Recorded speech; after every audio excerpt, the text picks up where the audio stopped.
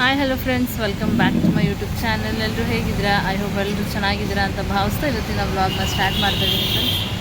ಇವತ್ತು ನಾನು ಕಡ್ಕೊಳ್ಳೋ ಹೋಗ್ತಾ ಇದ್ದೀನಿ. ನನ್ನ ತಮ್ಮ ಬಂದಿದ್ದಾನೆ ನನ್ನ ಪಿಕ್ ಮಾಡೋದಕ್ಕೆ. ಇವತ್ತು ಇಲ್ಲೇ ಜ್ಯೂಸ್ ಕುಡಿಯೋಕ್ಕೆ ಬಂದಿದ್ದೀವಿ ಫ್ರೆಂಡ್ಸ್. ಒಂದು ಏನು ಇನ್ಸಿಡೆಂಟ್ ಆಯಿತು ಅಂತ ಅಂದರೆ ನಿಮಗೆ ಜ್ಯೂಸ್ ಕುಡಿದ್ಮೇಲೆ ನಿಮಗೆ ತಿಳಿಸ್ಕೊಡ್ತೀನಿ. ಆವಾಗಲೇ ನಾನು ಹೇಳ್ದಾಗೆ ಫ್ರೆಂಡ್ಸ್, ಜ್ಯೂಸ್ ಕುಡಿದ್ವಿ. ಜ್ಯೂಸ್ ಕುಡಿದಾದ್ಮೇಲೆ ಇನ್ನೊಂದು ಇಂಪಾರ್ಟೆಂಟ್ ವಿಷಯ ನಾನು ಏನು ಹೇಳಬೇಕು ಅಂತ ಅಂದ್ಕೊಂಡಿದ್ದೆ ಅಂದರೆ, ನಿನ್ನೆ ನಾನು ಮತ್ತು ಶಿವ ಅವರಿಬ್ಬರು ಜ್ಯೂಸ್ ಕುಡಿಯೋಕ್ಕೆ ಅಂತ ಇಲ್ಲಿ ಬಂದ್ವಿ. ಆನ್ ದ ವೇ ಇಲ್ಲೇ ಜ್ಯೂಸ್ ಶಾಪ್ ಸಿಕ್ತಲ್ಲ, ಕುಡ್ಕೊಂಡು ಹೋಗೋಣ ಅಂತ ಬಂದ್ವಿ. ಆ ಟೈಮಲ್ಲಿ ನಂದು ಹ್ಯಾಂಡ್ ಬ್ಯಾಗ್ನ ಇಲ್ಲೇ ಮರ್ತುಬಿಟ್ಟು ನಾನು ಹೊಟ್ಟೋಗಿದ್ದೆ. ಅದು ನನಗೆ ನಿಜವಾಗ್ಲೂ ನೆನಪೇ ಇಲ್ಲ, ಮರ್ತಿರೋದು ನೆನಪಿಲ್ಲ. ಮನೆಗೆ ನಾರ್ಮಲಾಗಿ ಹೋಗಿದ್ದೀನಿ. ಅದಾದಮೇಲೆ ಏನಾಗಿದೆ ಅಂತ ಹೇಳಿದ್ರೆ, ಇವತ್ತು ನಾನು ಕಟ್ಕೊಳಕ್ಕೆ ಬರಬೇಕು ಅಂತ ಮಾರ್ನಿಂಗ್ ರೆಡಿ ಆಗ್ತಾಯಿದ್ದೆ. ನನ್ನ ತಮ್ಮ ಕರ್ಕೊಂಡೋಗಕ್ಕೆ ಬಂದ. ಅಷ್ಟರಲ್ಲಿ ಏನಾಗೋಯ್ತು, ನಾನು ಬ್ಯಾಗ್ ಹುಡುಕ್ತಾಯಿದ್ದೀನಿ, ಸಿಗ್ತಾನೇ ಇಲ್ಲ. ನೋಡೋಣ ಎಲ್ಲಿದೆ ಅಂತ ನಾನು ಹುಡುಕಿ ನೋಡಿದೆ, ಬಟ್ ಸಿಗಲಿಲ್ಲ. ಆಮೇಲೆ ಮನೆಯಲ್ಲೇ ಕೂತ್ಕೊಂಡು ಜ್ಞಾಪಿಸ್ಕೊಂಡೆ, ಮನೆಯೆಲ್ಲ ಹುಡುಕ್ತೆ. ಬಟ್ ನಾನು ಯೂಶ್ವಲಿ ಏನಾದರೂ ನನ್ನ ಥಿಂಗ್ ಏನಾಗುತ್ತೆ ಅಂದರೆ ನನ್ನ ರೂಮ್ಗೆ ತೊಗೊಂಡೋಗಿರ್ತೀನಿ. ಇನ್ ಕೇಸ್ ಹಾಲಲ್ಲಿ ಇಟ್ರು ಅದು ಎಲ್ಲೂ ಹೋಗಲ್ಲ. ನಮ್ಮ ಮನೇಲಂತೂ ಎಲ್ಲಿರುತ್ತೆ ಅಲ್ಲೇ ಇರುತ್ತೆ. ಬಟ್ ನನಗೆ ಪಕ್ಕ ಕನ್ಫರ್ಮ್ ಆಯಿತು, ಅಲ್ಲಿ ಎಲ್ಲೋ ಮನೆಯಲ್ಲೇ ಎಲ್ಲೂ ಇಲ್ಲ, ಹೊರಗಡೆನೇ ಎಲ್ಲೋ ಬಿಟ್ಟಿದ್ದೀನಿ ಅಂತ. ನಾನು ನಿನ್ನೆ ಹೋಗಿದ್ದು ದೇವಸ್ಥಾನಕ್ಕೆ ಮತ್ತು ಜ್ಯೂಸ್ ಶಾಪಿಗೆ. ಇಷ್ಟಕ್ಕೂ ನಾನು ಕಾರಿಂದ ಇಳಿದಿದ್ದೆ. ಸೊ ರಾಹುಲ್ ಹೆಂಗೂ ಇದನ್ನೆಲ್ಲ ನಡಿ ಹೋಗೋಣ ಅಂತ ಕರ್ಕೊಂಡು ಹೋದ. ದೇವಸ್ಥಾನಕ್ಕೆ ಫಸ್ಟ್ ಹೋಗೋಣ ಅಂತ ದೇವಸ್ಥಾನಕ್ಕೆ ವಾಪಸ್ ಕೊಟ್ಟಿದ್ದೀರಾ ಇಲ್ಲ ಜ್ಯೂಸ್ ಶಾಪಲ್ಲಿ ಜ್ಯೂಸ್ ಶಾಪಿಗೆ ಬಂದ್ವಿ. ಅಷ್ಟರಲ್ಲಿ ಏನಂತಂದರೆ ಇವರು ಬ್ಯಾಗ್ ಎತ್ತಿದ್ರು. ನಿನ್ನೆ ಬ್ಯಾಗ್ ಎದ್ದು ನಂಗೆ ಮಾಡಿ ನನಗೆ ಬ್ಯಾಗ್ ಕೊಟ್ಟರು. ಸಿಕ್ಕಾಪಟ್ಟೆ ಖುಷಿ ಆಯಿತು ನನಗೆ. ನನ್ನ ಬ್ಯಾಗ್ನ ಎತ್ತಿಟ್ಟು ಕೊಟ್ಟಿದ್ದು ನನಗೇನೋ ಒಂದು ನಿಜವಾಗ್ಲೂ ಒಂಥರ ಗುಡ್ ಹಾರ್ಟೆಡ್ ಅಂತ ನನಗೆ ಅನಿಸಿದ್ದು. ಬೇರೆ ಯಾರಿದ್ದಿದ್ರು ನನಗೆ ಗೊತ್ತಿಲ್ಲ ಏನು ಮಾಡ್ತಾಯಿದ್ರು ಅಂತ. ಬಟ್ ಕೆಲವೊಬ್ರು ಈ ಥರ ಇರ್ತಾರೆ. ಖುಷಿ ಆಯಿತು ಇವ್ರನ್ನ ನೋಡಿ. ತುಂಬ ಬ್ಯಾಗಲ್ಲಿ ತುಂಬ ಬೇಕೇ ಬೇಕು ಅನ್ನೋವಂಥ ಥಿಂಗ್ಸು ಅಂತಂದರೆ ATM ಕಾರ್ಡ್ ಒಂದೇ ಒಂದು ಇದ್ದಿದ್ದು. ಅದು ಬಿಟ್ಟರೆ ಅಮೌಂಟ್ ಅದು ಒಂದು 300. Sir thank you sir. ಬ್ಯಾಗ್ನ ನೆನ್ನೆ ಇಟ್ಟು ಇವತ್ತು ನನಗೆ ವಾಪಸ್ ಕೊಟ್ಟಿದ್ದೀರಾ ಬಂದ ತಕ್ಷಣ. Thank you so much sir. Guys ನೋಡಿದ್ರಲ್ಲ, ಜ್ಯೂಸ್ ಎಲ್ಲ ಕುಡ್ಕೊಂಡು ನಾವು ಡೈರೆಕ್ಟ್ ಮನೆಗೆ ಬಂದುಬಿಟ್ವಿ. ಮಧ್ಯಾಹ್ನ ಅಂದರೆ ಒಂದು 11 ಗಂಟೆ. ನಾವು ಮನೆಯಿಂದ ಹೊಟ್ಟಿದ್ದು 10-10:30 ಆಗಿತ್ತು. 11:30 ಅಷ್ಟರಲ್ಲಿ ನಾವು ಮನೆಗೆ ಬಂದ್ವಿ. ಏನಂದರೆ ನೀವೇ ನೋಡಿದ್ರಿ, ಅವರು ನನ್ನ ಫೇಸ್ನ ಫೈಂಡ್ ಔಟ್ ಮಾಡ್ಕೊಂಡು ನಿನ್ನೆ ನಾನು ಹೋಗಿದ್ದನ್ನು ನೋಡಿಕೊಂಡು ಇವತ್ತು ಬಂದ ತಕ್ಷಣ ನಾನು ಕೇಳೋದಕ್ಕೂ ಮುಂಚೆ ನಾನು ಜಸ್ಟ್ ಬಾಯ್ ಓಪನ್ ಮಾಡಬೇಕು, ವಾಯ್ಸ್ ತೆಗಿಬೇಕು, ನನ್ನ ಬ್ಯಾಗ್ ಇತ್ತಾ ಅಂತ ಏನಾದರೂ ಕೇಳಬೇಕು. ಅಷ್ಟರಲ್ಲಿ ಅವರೇ ಎತ್ತಿ ಕೊಟ್ಬಿಟ್ರು. ಖುಷಿ ಆಯಿತು. ಇವಾಗಿನ ಕಾಲದಲ್ಲಿ ಅಂತಂದರೆ ಎಲ್ಲರೂ ಆ ಥರನೇ ಇರಲ್ಲ. ಒಂದು 50-50 ಕೆಲವೊಬ್ಬರು ಈ ಥರನೂ ಇರ್ತಾರೆ, ಕೆಲವೊಬ್ಬರು ಇಲ್ಲ ಅಂತಲೂ ಹೇಳೋರು ಇರ್ತಾರೆ.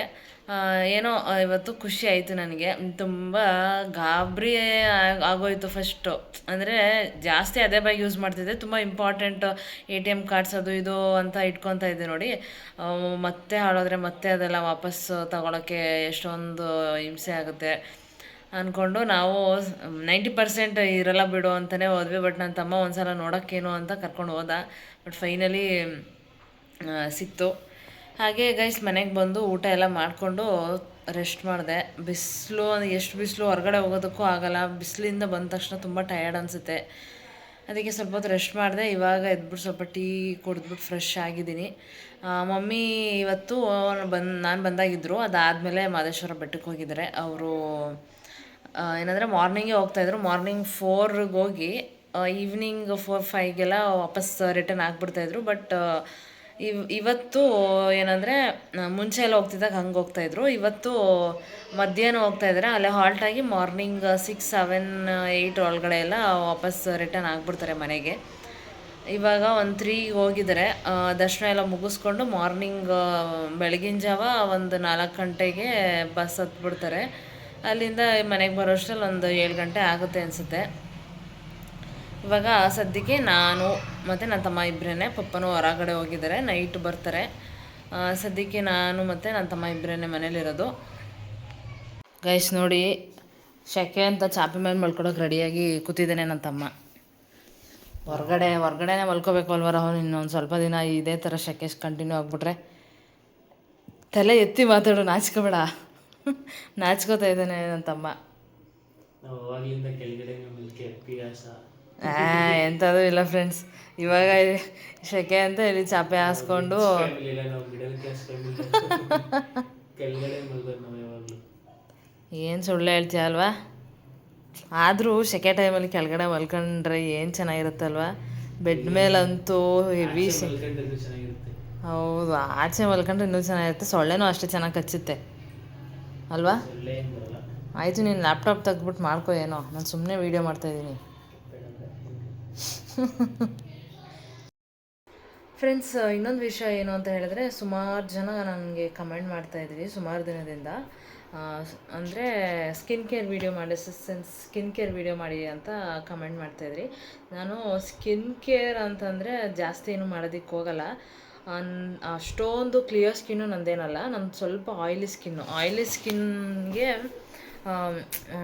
ಅಂದರೆ ಅವಾಗವಾಗ ಫೇಸ್ ವಾಶ್ ಮಾಡ್ತಾನೇ ಇರಬೇಕು. ದಿನಕ್ಕೆ ಮ್ಯಾಕ್ಸಿಮಮ್ ಕೋಲ್ಡ್ ವಾಟರಲ್ಲಿ ವಾಶ್ ಮಾಡಬೇಕು. ನಂದು ಆಯಿಲಿ ಸ್ಕಿನ್ ಆಗಿರೋದ್ರಿಂದ ಜಾಸ್ತಿ ಫೇಸ್ ವಾಶ್ ಮಾಡ್ತಾಯಿರ್ತೀನಿ. ಮತ್ತು ಪಿಂಪಲ್ಸು ಕೂಡ ನಂದು ಸ್ವಲ್ಪ ಒಂದೆರಡು ಮಾರ್ಕ್ಗಳಿದೆ. ತುಂಬ ಕ್ಲಿಯರ್ ಫೇಸ್ ಏನಲ್ಲ. ಆದಷ್ಟು ನಾವು ತಿನ್ನೋ ಒಂದು ಮೀಡಿಯಮ್ ಹೆಲ್ದಿ ಫುಡ್ಡಿಗೆ ಎಷ್ಟು ನಮ್ಮ ಕೈಲಿ ಎಷ್ಟಾಗುತ್ತೆ ಅಷ್ಟು ಮೇಂಟೈನ್ ಮಾಡಬೇಕು. ಜಸ್ಟ್ ನಾವು ಮುಖಕ್ಕೆ ಅಂದರೆ ಸ್ಕಿನ್ನ ಮೇಂಟೈನ್ ಮಾಡೋದಕ್ಕೆ ನಾವು ಬರೀ ಕ್ರೀಮ್ ಹಚ್ಚೋದಾಗಲಿ, ಮುಖ ಹೇಗೆ ಇಟ್ಕೊತೀವಿ ಹೊರಗಡೆ ಹೋಗೋಕ್ಕೆ ಸನ್ಸ್ಕ್ರೀನ್ ಹಾಕೋದಾಗಲಿ ಅದಷ್ಟೇ ಇಂಪಾರ್ಟೆಂಟ್ ಅಲ್ಲ. ನಾವು ತಿನ್ನೋ ಫುಡ್ಡಲ್ಲೂ ಅದು ಇನ್ಕ್ಲೂಡ್ ಆಗುತ್ತೆ. ನಾವು ಎಷ್ಟು ಹೆಲ್ದಿ ಫುಡ್ಸ್ ತಿಂತೀವಿ, ಎಷ್ಟು ಡ್ರೈ ಫ್ರೂಟ್ಸ್ ತಿಂತೀವಿ, ಎಷ್ಟು ಫ್ರೂಟ್ಸ್ ತಿಂತೀವಿ, ಅದ್ರ ಮೇಲೆ ಡಿಪೆಂಡ್ ಆಗುತ್ತೆ.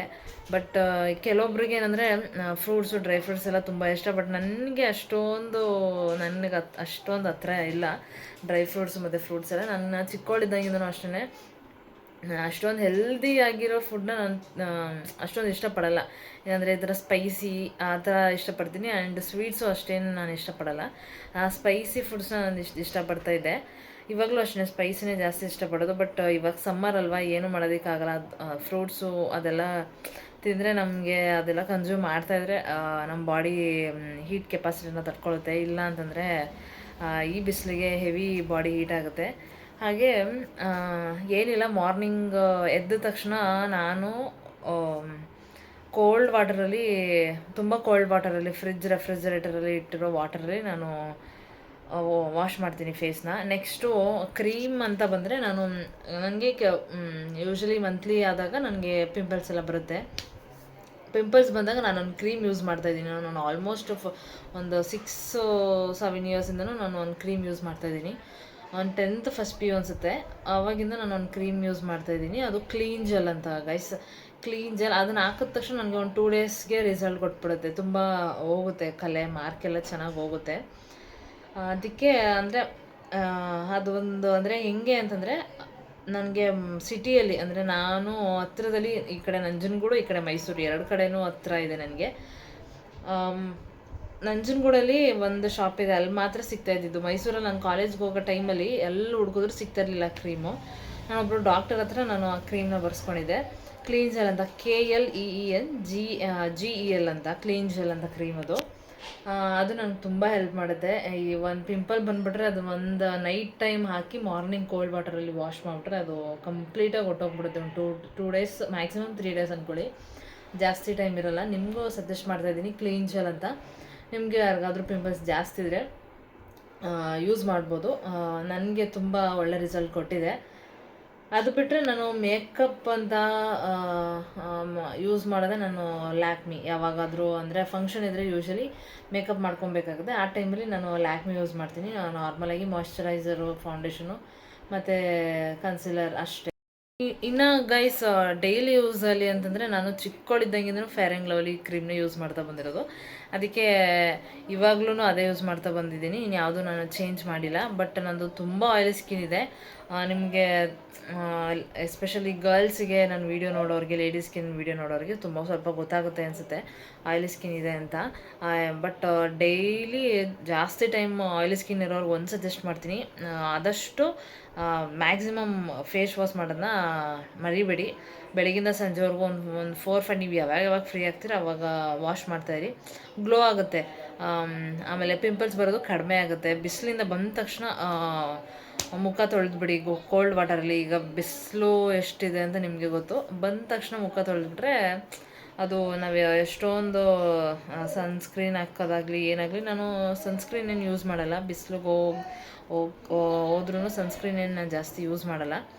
ಬಂದ ತಕ್ಷಣ ಮುಖ ಅಂತ ತೊಳಿತೀನಿ ನೀಟಾಗಿ. ಆವಾಗ ನಮಗೆ ಮುಖದಲ್ಲಿ ಎಷ್ಟೇ ಡಸ್ಟು ಪಾರ್ಟಿಕಲ್ಸ್ ಎಲ್ಲ ಎಷ್ಟೇ ಕೂತಿದ್ರು ಅದು ಬಂದ ತಕ್ಷಣ ನಾವು ವಾಶ್ ಮಾಡಿಬಿಟ್ರೆ ಅದೆಲ್ಲ. ನಾನು ಹೇಳ್ದಂಗೆ ಆಯಿಲಿ ಸ್ಕಿನ್ ಇರೋದ್ರಿಂದ ನಾನು ಮುಂಚೆ ಅಂದರೆ ಚಿಕ್ಕವಳಿದ್ದಾಗಿಂದನೂ ಮನೇಲಿ ಯಾವುದೋ ಸೋಪ್ ಯೂಸ್ ಮಾಡ್ತಾಯಿದ್ರು ಅದು ಯೂಸ್ ಮಾಡ್ತಾಯಿದ್ದೆ. ಅದಾದಮೇಲೆ ಸ್ಕೂಲ್ ಟೈಮಲ್ಲಿ ಹೈಸ್ಕೂಲ್ ಟೈಮ್ ಬಂದಾಗ ಡವ್ ಸೋಪ್ ಯೂಸ್ ಮಾಡ್ತಾಯಿದ್ದೆ. ನನಗೇನು ಅನ್ನಿಸ್ತು ಅಂತಂದರೆ ಆಯಿಲಿ ಸ್ಕಿನ್ನಿಗೆ ಡವ್ ಸೋಪ್ ಸೂಟ್ ಆಗಲ್ಲ ಅಂತ ನನ್ನ ಪರ್ಸ್ಪೆಕ್ಟಿವ್, ನನಗೆ ಎಕ್ಸ್ಪೀರಿಯೆನ್ಸ್ ಆಗಿದ್ದು.